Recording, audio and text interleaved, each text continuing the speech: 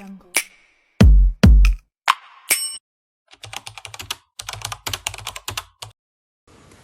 Pengertian korupsi. Korupsi berasal dari bahasa Latin yaitu corruptio dan corruptus, yang artinya buruk, bejat, menyimpang dari kesucian, perkataan, menghina, atau menfitnah. Sehingga bisa disimpulkan bahwa korupsi adalah suatu perbuatan yang dilakukan dengan sebuah maksud untuk mendapatkan beberapa keuntungan yang bertentangan dengan tugas resmi dan kebenaran-kebenaran lainnya. Suatu perbuatan dari suatu yang resmi atau kepercayaan seseorang yang mana dengan melanggar hukum dengan penuh kesalahan memakai sejumlah keuntungan untuk dirinya sendiri ataupun orang lain yang bertentangan dengan tugas dan kebenaran lainnya. Faktor penyebab korupsi dibagi menjadi dua, yaitu faktor penyebab internal dan faktor penyebab eksternal. Faktor penyebab internal yaitu yang pertama ada sifat serakah, tamak, atau rakus manusia. Keserakahan dan tamak adalah sifat yang membuat seseorang selalu tidak merasa cukup atas apa yang dimiliki, selalu ingin lebih. Dengan sifat tamak, seseorang menjadi berlebihan mencintai harta, padahal bisa jadi hartanya sudah banyak dan jabatannya sudah tinggi. Dominannya sifat tamak membuat seseorang tidak lagi memperhitungkan halal dan haram dalam mencari rezeki. Sifat ini menjadikan korupsi adalah kejahatan yang dilakukan para profesional berjabatan tinggi dan hidup berkecukupan. Yang kedua ada gaya hidup konsumtif. Sifat serakah ditambah gaya hidup yang konsumtif menjadi faktor pendorong internal korupsi. Gaya hidup konsumtif misalnya membeli barang-barang mewah dan mahal atau mengikuti tren kehidupan perkotaan yang serba glamor. Korupsi bisa terjadi jika seseorang melakukan gaya hidup konsumtif namun tidak diimbangi dengan pendapatan yang memadai. Yang ketiga ada moral yang lemah.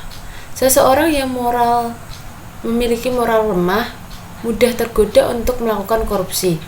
Aspek lemah moral misalnya lemahnya keimanan, kejujuran, atau rasa malu melakukan tindakan korupsi. Jika moral seseorang lemah, maka godaan korupsi yang datang akan sulit ditepis. Godaan korupsi bisa berasal dari atasan, teman setingkat, bawahan, atau pihak lain yang memberikan kesempatan untuk melakukannya. Kemudian ada faktor penyebab eksternal. Yang pertama, karena aspek sosial. Kehidupan sosial seseorang berpengaruh dalam mendorong terjadinya korupsi, terutama keluarga. Bukannya mengingatkan atau memberikan hukuman, keluarga malah justru mendukung seseorang korupsi untuk memenuhi keserakahan mereka. Aspek sosial lainnya adalah nilai dan budaya di masyarakat yang mendukung korupsi. Misalnya, masyarakat hanya menghargai seseorang karena kekayaan yang dimiliki atau terbiasa memberikan gratifikasi pada pejabat. Yang kedua ada aspek politik. Keyakinan bahwa politik untuk memperoleh keuntungan yang besar menjadi faktor eksternal penyebab korupsi. Tujuan politik untuk memperkaya diri pada akhirnya menciptakan money politik. Dengan money politik, seorang bisa memenangkan kontestasi dengan memberi suara atau menyogok para pemilih atau anggota-anggota partai politiknya. Pejabat yang berkuasa dengan politik uang hanya ingin mendapatkan harta, menggerus kewajiban utamanya, atau mengabdi kepada masyarakat. Melalui perhitungan untung rugi, pimpinan hasil money politik tidak akan peduli nasib rakyat yang memilihnya. Yang terpenting baginya adalah bagaimana ongkos politiknya bisa kembali dan berlipat ganda. Yang ketiga ada aspek hukum. Hukum sebagai faktor penyebab korupsi bisa dilihat dari dua sisi. Sisi perundang-undangan dan lemahnya penegakan hukum.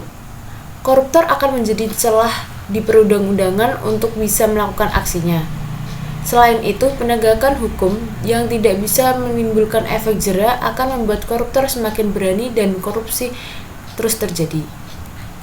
Hukum menjadi faktor penyebab korupsi jika banyak produk hukum yang tidak jelas aturannya, pasal-pasalnya multitafsir, dan ada kecenderungan hukum dibuat untuk menguntungkan pihak-pihak tertentu. Sanksi yang tidak sanksi yang tidak sebanding terhadap pelaku korupsi, terutama terlalu ringan atau tidak tepat sasaran.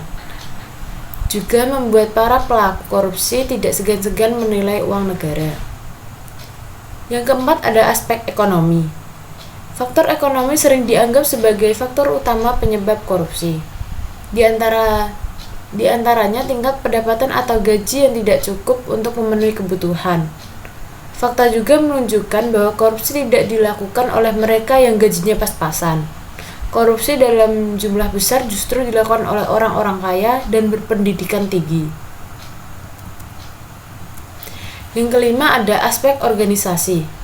Faktor eksternal penyebab korupsi lainnya adalah organisasi tempat koruptor berada. Biasanya organisasi ini memberikan andil terjadinya korupsi karena membuka peluang atau kesempatan. Misalnya tidak adanya teladan integritas dari pemimpin, kultur yang benar, kurang memadainya sistem akuntabilitas, atau lemahnya sistem pengendalian manajemen.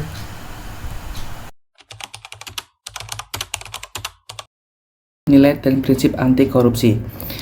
Untuk nilai anti korupsi sendiri, dalam berbagai pembahasan ada 9 nilai diantaranya, yaitu yang pertama ada kejujuran.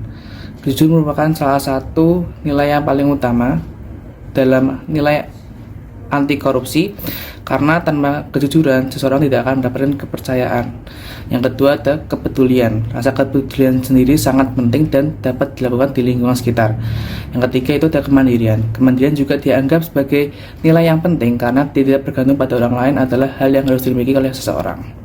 Yang keempat yaitu ada kedisiplinan. Sikap disiplin yang dimaksud adalah dapat mencapai tujuan dan waktu yang lebih efisien. Yang kelima ada tanggung jawab. Memiliki sikap tanggung jawab yang baik akan memiliki kecenderungan menyelesaikan tugas dengan yang baik juga. Yang keenam ada kerja keras. Kerja keras di sini didasari dengan kemauan. Yang ketujuh ada kesederhanaan. Sikap dan perilaku yang tidak berlebihan dan sederhana. Yang kedelapan ada keberanian. Keberanian di sini dapat diwujudkan dalam berbagai bentuk, salah satunya yaitu berani mengakui kesalahan. Dan yang terakhir atau yang ke-9 yaitu keadilan. Sikap adil dengan bertindak proporsional dan tidak melanggar hukum. Untuk prinsip anti korupsi ada 5, yaitu yang pertama ada akuntabilitas, kesesuaian antara aturan dan pelaksana kerja. Yang kedua yaitu ada transparansi, mengharuskan semua proses kebijakan dilakukan secara terbuka. Yang ketiga ada kewajaran, mencegah terjadinya manipulasi dalam penganggaran. Yang keempat ada kebijakan, mengatur tata interaksi agar tidak terjadi penyimpangan yang dapat merugikan negara dan masyarakat. Dan yang terakhir atau yang kelima yaitu ada kontrol kebijakan, upaya kebijakan yang dibuat untuk mengeliminasi semua bentuk korupsi.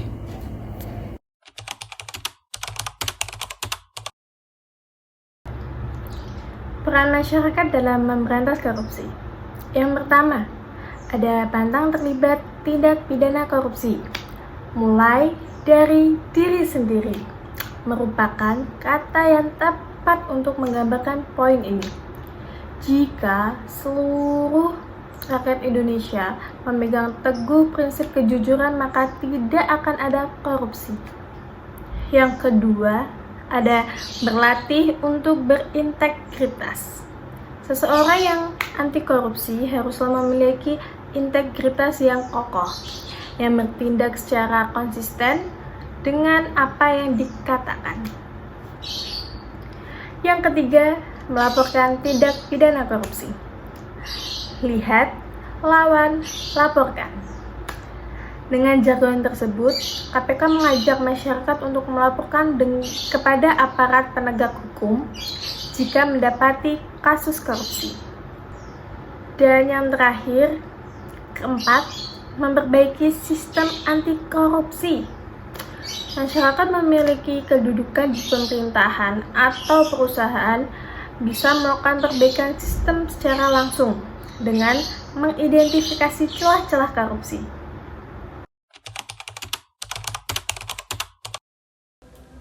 Tindak pidana korupsi sangat merugikan keuangan negara atau perekonomian negara dan menghambat pembangunan nasional, sehingga harus diberantas dalam rangka mewujudkan masyarakat adil dan makmur berdasarkan Pancasila dan Undang-Undang Dasar 1945. Akibat tindak pidana korupsi yang terjadi selama ini, selain merugikan keuangan negara atau perekonomian negara, juga menghambat pertumbuhan dan kelangsungan pembangunan nasional yang menuntut efisiensi tinggi. Bahwa Undang-Undang Nomor 3 Tahun 1971 tentang pemberantasan tindak pidana korupsi sudah tidak sesuai lagi dengan perkembangan kebutuhan hukum dalam masyarakat. Karena itu, perlu diganti dengan Undang-Undang Pemberantasan Tindak Pidana Korupsi yang baru, sehingga diharapkan lebih efektif dalam mencegah dan pemberantasan tindak pidana korupsi. Atas dasar pertimbangan sebagaimana tersebut, perlu dibentuk undang-undang yang baru tentang pemberantasan tindak pidana korupsi.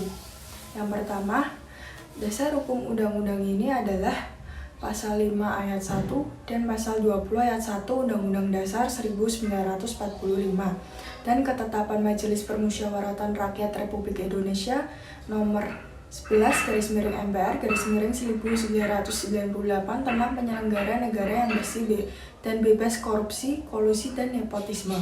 Yang kedua, dalam undang-undang ini diatur tentang tindak pidana korupsi, tindak pidana lain yang berkaitan dengan tindak pidana korupsi, penyidikan, penuntutan, dan pemeriksaan di sidang pengadilan, dan peran serta masyarakat.